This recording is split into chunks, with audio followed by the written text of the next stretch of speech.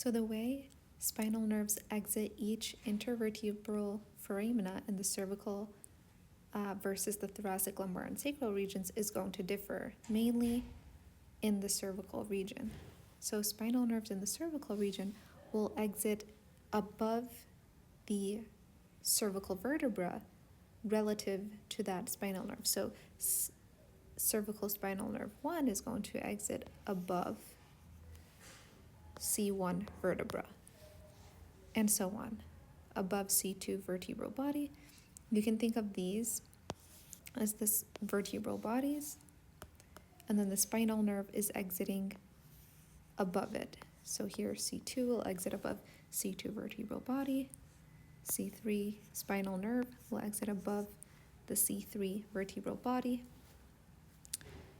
and between the C2 to C3 intervertebral foramen.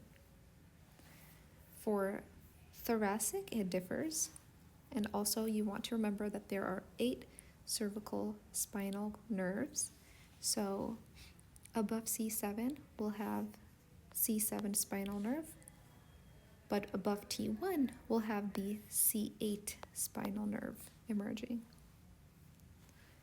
And below T1, we will have, this is where it starts to change. For thoracic and all vertebra below, the spinal nerves will exit below the vertebral body relative to that level. So below the T1 vertebral body, in the intervertebral foramen, you'll have the T1 spinal nerve emerging.